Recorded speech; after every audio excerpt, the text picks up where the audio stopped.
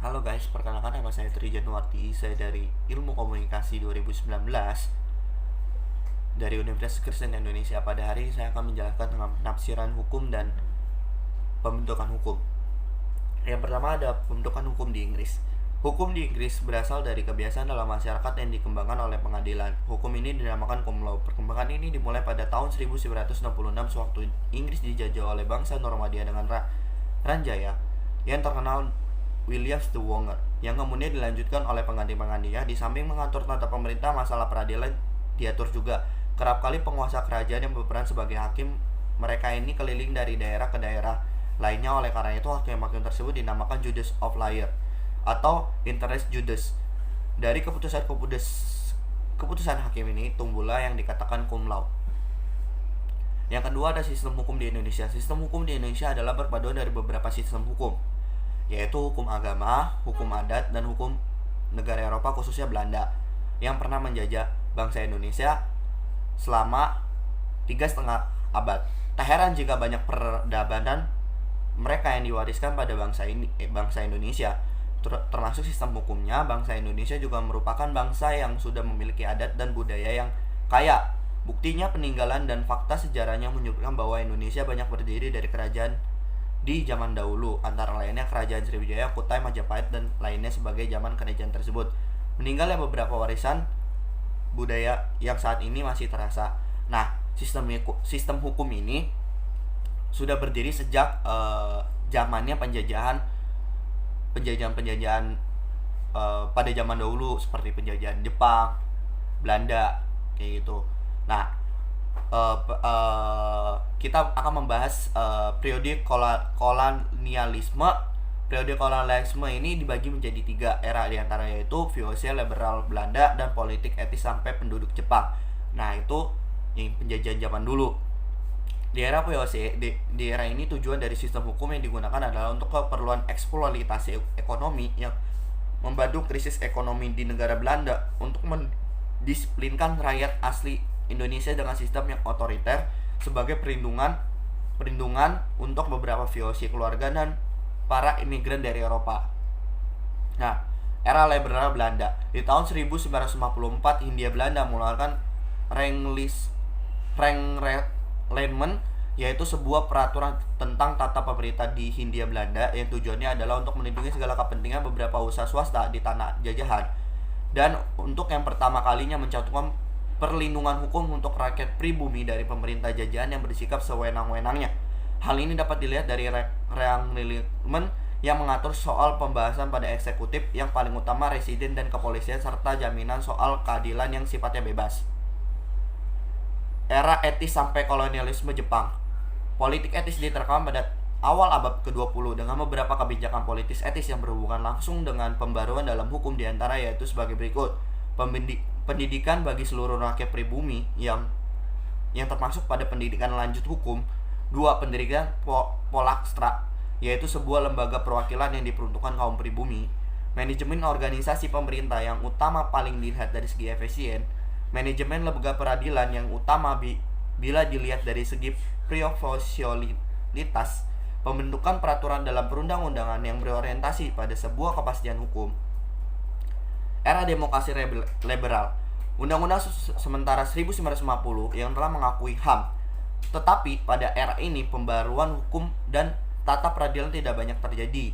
Yang terjadi adalah dilema dalam mempertahankan hukum dan pengadilan adat atau mengkodifikasi dan mengunifikasi menjadi hukum nasional yang peka dalam perkembangan ekonomi dan juga tata hubungan internasional. Periode pasca Orde Baru tahun 1998 sampai sekarang. Sejak kekuasaan eksekutif beralih pada Presiden Habibie hingga saat ini telah dilakukan 4 kali amandemen UUD RI 1945. Beberapa pembaruan formal yang terjadi di antara lainnya pembaruan sistem politik ketatanegaraan, pembaruan hukum dan HAM, dan pembaruan sistem ekonomi. Era Orde Baru. Perbaruan orde yang terjadi di masa Orde Baru dimulai dari penyingkiran hukum dalam proses pemerintah dan politik pembukaan undang-undang agraria, membentuk UU untuk yang mempermudahkan modal dari luar masuk dengan UU penanaman modal asing, UU pertambangan, dan UU kehutanan. Orde ini baru juga melancarkan beberapa hal seperti lembaga hukum di bawah kekuasaan eksekutif dan pengadilan, sistem pendidikan, dan pembatasan krisis termasuk dalam pemikiran hukum. Nah, saya akan menyebutkan beberapa pengertian sistem hukum menurut para ahli. Yang pertama, menurut Plato, hukum adalah sistem pada beberapa peraturan yang teratur dan tersusun dengan baik, yang sifatnya yaitu mengikat masyarakat. 2. Menurut Aristoteles, hukum adalah kumpulan peraturan yang bukan hanya mengikat masyarakat, tetapi juga hakim. Undang-undang merupakan suatu yang berbeda dari bentuk dan isi konstitusinya. Karena kedudukan tersebut, maka undang-undang dapat mengawasi hakim dalam melaksanakan jabatannya. Menurut Austin, hukum adalah peraturan yang dibuat untuk memberikan bimbingan kepada makhluk yang berakal oleh makhluk yang berakal yang memiliki kekuasaan atasnya. Nah, itu menurut beberapa ahli untuk sistem hukum. Nah, selanjutnya saya akan menjelaskan tentang pandangan legisme. Pandangan legisme berpengaruh sampai pertengahan abad 19. Menurut pandangan legisme, hukum hanya berbentuk oleh perundang-undangan.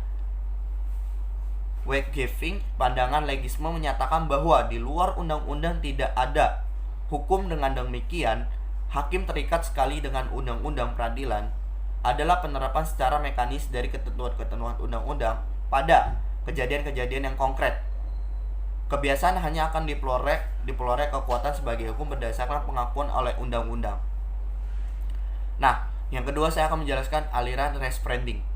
Sedangkan aliran responding ini adalah suatu aliran yang berada di antara lain legisme dan aliran free.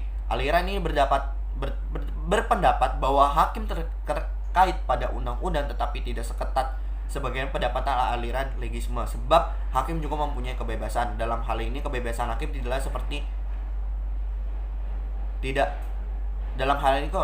kebebasan hakim tidaklah seperti sehingga hakim di dalam melaksanakan tugasnya mempunyai kebebasan yang terikat atau keterikatan yang bebas. Jadi tugas hakim merupakan melakukan referending, yaitu menyelaraskan undang-undang yang mempunyai arti luas. Kebebasan yang terkait dan keterkaitan yang bebas terbukti dan dari adanya beberapa kewenangan hakim, seperti penafsiran undang-undang, menentukan komposisi yang terdiri dari analogi, dan membuat pengususan dari suatu asas. Undang-undang mempunyai arti yang luas. Terima kasih. Sekian presentasi saya. Selanjutnya akan dijelaskan oleh teman saya.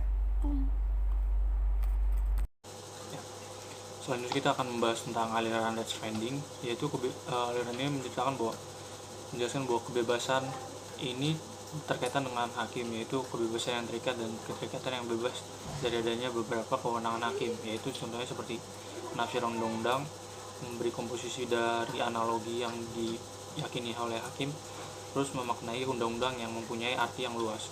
Menurut pandangan ini, jurisprudensi sangat penting karena untuk di dalam jurisprudensi terdapat makna hukum yang konkret yang tidak kita temui pada undang-undang pada dasarnya. Selanjutnya, aliran yang berlaku di Indonesia yaitu aliran responding ini. Tindakan hakim didasarkan pada pasal 20, 22 AB dan pasal 16 ayat 1 dalam pasal 28 ayat 1 Undang-Undang Nomor 4 Tahun 2004 tentang kekuasaan kehakiman. Selanjutnya adalah macam-macam penafsiran hukum. Macam-macam penafsiran hukum ini diatur dalam Undang-Undang Dasar 1945 Nomor 4 Tahun 2009, yaitu tentang kehakiman. Penafsiran hukum itu dilakukan untuk mencari dan menetapkan pengertian atau makna atas undang-undang yang memiliki arti yang luas. Pertama itu ada subjektif dan objektif. Maksudnya penafsiran hukum secara subjektif yaitu terjadi apabila ditafsirkan oleh hakim seperti yang dikehendaki oleh pembuat undang-undang tersebut. Menjadi objektif ketika terjadi apabila ditafsirkan oleh hakim tanpa dikehendaki pembuat undang-undang namun mengikuti penjelasan yang tertera di undang-undang tersebut. Yang kedua adalah pengertian dengan arti sempit dan luas. Yang sempit yaitu apabila undang-undang ditafsirkan dan diberi makna yang sempit. Contohnya pada pasal 1756 KUHP mengenai mata uang, diyakini bahwa hakim meyakini mata uang secara sempit hanya uang logam. Namun menjadi luas ketika hakim memberikan pengertian yang luas. Contohnya pada pasal ini pada alinea kedua, hakim menjelaskan bahwa mata uang kertas juga termasuk dalam jenis mata uang. Berdasarkan sumber penafsirannya dibagi juga menjadi beberapa bagian. Pertama, otentik. Otentik ini menjadi penafsiran yang diberikan oleh pembuat undang-undang seperti dengan penjelasannya. Lalu doktrinair, yaitu penafsiran yang diambil berdasarkan buku-buku yang berisi tentang pendapat para ahli. Yang dia adalah penafsiran yang dilakukan oleh hakim itu sendiri. Lalu yang selanjutnya adalah metode penafsiran hukum. Penafsiran hukum ada dibagi-bagi metodenya. Yang pertama, penafsiran berdasarkan tata bahasa. Berdasarkan pada ketentuan undang-undang yang berpedoman pada arti kata yang sering dipakai dalam keseharian. Contohnya kayak setiap orang yang dilarang memarkirkan kendaraannya pada area tertentu. Kendaraannya itu bermaksud bahwa kendaraan itu meliputi roda 2, roda 3, dan jenis-jenis kendaraan lainnya. Terus yang kedua ada penafsiran autentik, yaitu berdasarkan arti kata yang pasti sesuai dengan yang tercantum dalam undang-undang. Contohnya kayak pada pasal 98 KUHP, malam itu dianggap dimulai dari waktu matahari terbenam sampai matahari terbit. Yang selanjutnya ada penafsiran historis, dibagi menjadi dua. Ada sejarah hukumnya dilihat dari memori penjelasan dari hukum tersebut, lalu sejarah undang-undangnya dilihat dari proses pembuatan undang-undang itu. Lalu selanjutnya ada penafsiran sistematis, yaitu ditinjau dari susunan yang berhubungan dengan undang-undang lain, jadi menghubungkan dengan undang-undang lain. Contohnya asas monogami pada pasal 27 KUHS menjadi dasar pasal 30, 60, 64, dan 86 dan 279 KUHS. Selanjutnya ada penafsiran nasional, yaitu penulisan ini menilai sesuai atau tidaknya undang-undang dengan peraturan atau sistem hukum yang berlaku di Indonesia. Contohnya pada pasal 570 KUHS yang harus ditafsirkan berdasarkan sistem hukum Indonesia. Selanjutnya ada penafsiran teologis. Penafsiran ini dilakukan dengan melihat kebutuhan menurut masa-masanya. Selanjutnya ada penafsiran ekstensif, memberi tafsiran dengan memperluas arti kata di dalam peraturan itu sendiri. Contohnya kayak kerusakan alam dianggap termasuk dalam penebangan hutan, penambangan berlebih, dan lain-lain. Selanjutnya ada penafsiran restriktif, ini kebalikan dari penafsiran ekstensif. Jadi penafsiran ini mempersempit arti kata dalam peraturan itu sendiri, seperti sakit, cacat, dan meninggal dipersempit menjadi kerugian. Sudah ada penafsiran analogis. Penafsiran ini memberi kata atau analogi kepada kata-kata tersebut sesuai dengan asas hukumnya, sehingga suatu peristiwa dapat dianggap sesuai dengan penafsiran yang diambil. Contohnya, menerima hadiah dari oknum tertentu dianggap sama dengan menerima gratifikasi dari oknum tersebut. Selanjutnya ada penafsiran a contrario, yaitu berdasarkan perlawanan dari pengertian yang diatur dalam undang-undang.